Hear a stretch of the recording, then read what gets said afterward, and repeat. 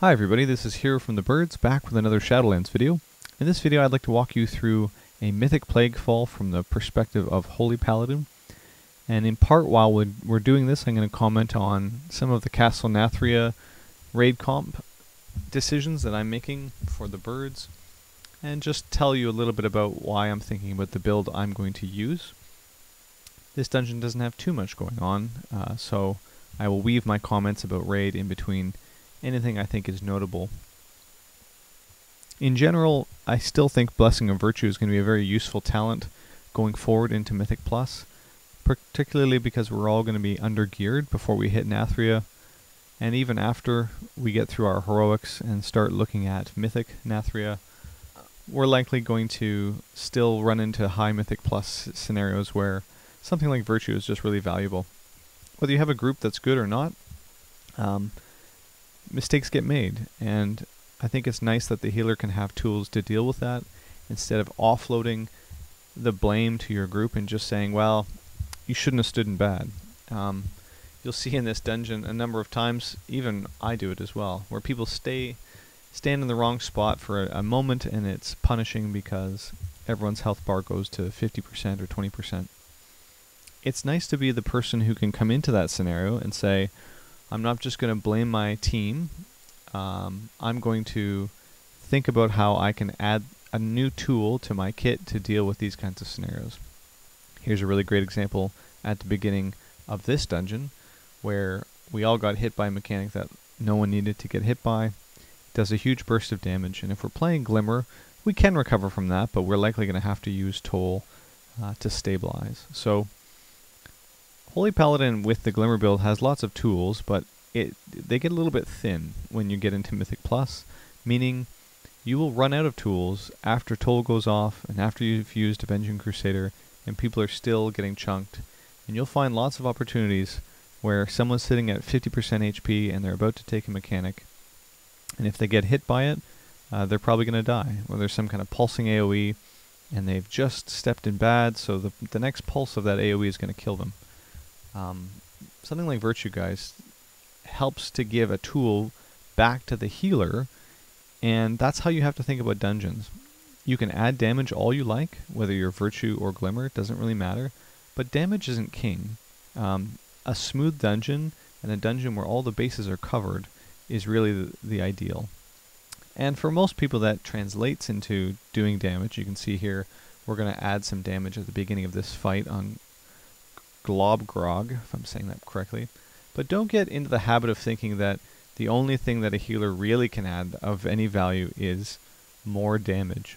There's a lot of things that help other people to continue to do damage, even if they mess up a mechanic. They don't panic and suddenly try to off-heal themselves or run around for a while like a chicken with its head cut off. And you can take some of that role on yourself. My main suggestion to people is build your own groups. If you're a Holy Paladin and you really dislike Glimmer style, or you want to play with Virtue, and you have a bunch of people who are saying this is horrible, you should never do this, because they have some kind of twisted opinion on what the community thinks, make your own groups and tune it to what you like. And just say, hey, I'm bringing this tool where I can basically AoE heal everyone up to full, so what can we do with that? Well, what you can likely do with it is have a lot bigger pulls. I'll be honest with you. You can pull multiple packs and be really confident that you have the healing nailed down to allow all of your DPS to stay in there, and DPS, they can take a hit.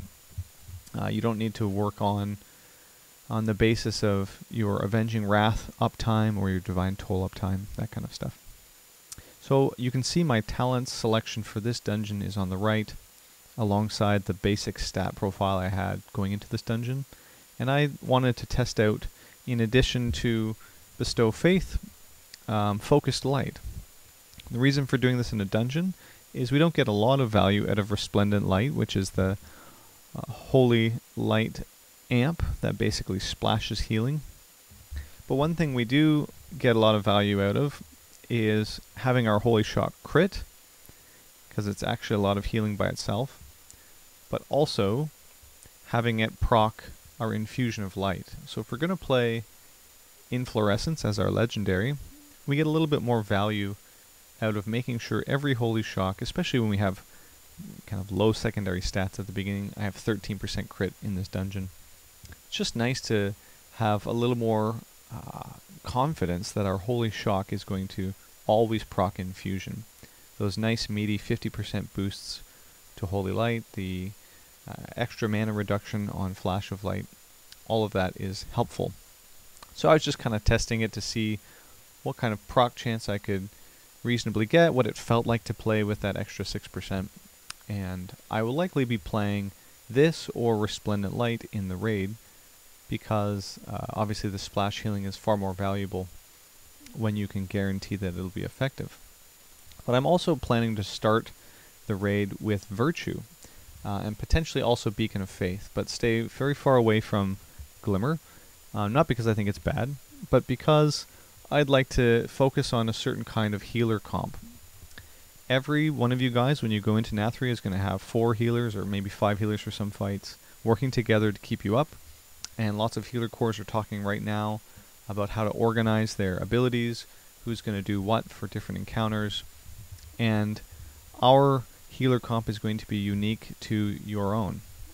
So if you're the Holy Paladin in your healer comp, you have a few options. You can lean really far into the spot healing role, which is kind of the generic role that Paladin serves. Or you can press your attention far more into Glimmer and really try to be a sort of pseudo throughput healer. So that may work really well if you are combining your efforts alongside, say, a Disc Priest, whose healing profile is very burst oriented. They can cover mechanics exceptionally well. Preparing for it, a huge burst of damage comes in and they can almost completely negate it or heal it back up. They're also excellent in high pressure situations when you can plan for really, really, really heavy incoming damage for a longer period. And there's interesting things going on with Spirit Shell as well to really spike the healing portion of that, almost like a complete cooldown. I think Disc Priest with Spirit Shell is likely sort of like giving everybody a Paladin bubble for that period of time, because it's quite strong for a very narrow window. So if you have a Disc Priest, you may have to change your approach as a Holy Paladin to line up with the strengths that that Disc Priest brings to your group. If you have a Resto Shaman, similarly, you're going to want to lean on their strengths. Lots of really good things coming out of Healing Tide, Rolling Hots, Spirit Link, these kinds of pieces. If you're running with a Holy Priest, just tons and tons of throughput coming out of both, really, I think, Holy Shaman and Holy Priest. But really lacking in defensives for themselves, and a little bit dependent on just raw throughput, so not very much DR coming out of a Holy Priest. These are kinds of things you need to think about. Is our Holy Priest going to be running Salvation? That's a major cooldown to consider. Divine Hymn, Healing Tide, Tranquility, all of these pieces are things you have to account for when you're planning out how to play your own Holy Paladin build. And so I'm going to start by being the dedicated spot healer for our group, which means that my attention is going to be on catching people who are really low, especially who are in danger of dying within a GCD, and organizing myself so that I can hit them with a really strong heal very quickly. So generally the go-to for that will be Word of Glory. And you can see here some examples as we get back to this of how Beacon of Virtue contributes to that in a dungeon setting, but we're going to try to see how it works also in a raid setting. And what that means is we're probably going to forego the healing that Beacon would provide to our tanks and trust that others, the passive healing coming out of all the other classes, will be enough to keep them going, so that Beacon of Virtue is available for me whenever there's a really serious issue.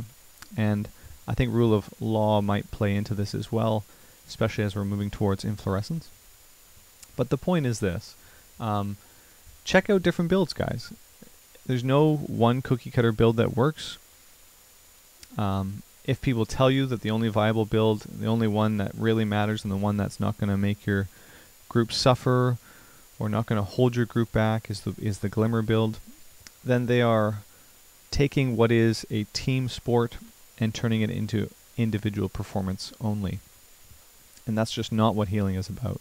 It's about organizing the team to do the best. Now, you can build your comp, if you'd like, around a Glimmer Paladin. I actually would not suggest doing that, partly because Glimmer is such a finicky overhealing type of thing. The throughput on it is bizarre. What do I mean by that? Just for clarification.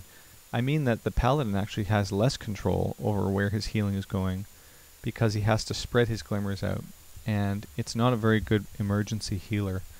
So though you have Lay on Hands and Bop and Sack, and though you have Devotion Aura, a lot of those things are called for in a raid setting, whereas you have complete control over them in a dungeon.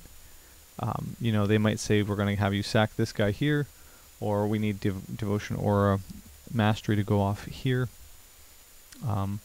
If you're playing Glimmer, your goal is to just pump as much damage into the boss as you can while getting glimmers out, but your ability to spot heal or triage is actually quite limited. So I'm going to be trying out Beacon of Virtue together with this Inflorescence build. So we have about 24-25% haste going into Nathria, which I think is quite nice. And I'll just be pumping out Holy Lights and throwing out Virtues whenever the heavy damage moments come in to try to save people. We'll see how that goes. I have other plans as well, specifically to try Holy Light builds, Inflorescence with Beacon of Faith, and that talent I think works exceptionally well with what Holy Light brings to the table. And finally, I think probably a little bit later on in the tier, we'll take a look at some of the Martyr builds in melee, so not Glimmer, but focusing on Martyr and Untempered Dedication. Saved by the Light, incidentally, is an awesome tool in this regard. One of the things that makes Virtue kind of bad in raids, of course, is that it sucks up a bunch of mana. But we can start thinking about how, with talents like Saved by the Light, it can actually save people from dying.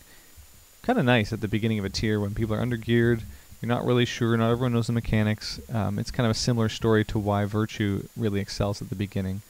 Once everyone knows exactly what to do, them standing in a mechanic is kind of on them. But at the beginning of a tier, no one has a clue really exactly what to expect or what they should be doing or how their class is going to function. So having those extra tools is pretty useful. Again, I hope you're seeing in the background as I'm talking a little bit about the raid ideas and composing a comp that works well together, that Paladin with Virtue has a lot of pick-me-up tools at its disposal, and within a couple of GCDs you can solve a lot of problems very quickly. That's the mentality of a full spot heal oriented healer, and I don't think there's anything that compares to it. You have some tools in all of the toolkits of other healers. I'm telling you guys, nobody can do it like a Beacon of Virtue Paladin.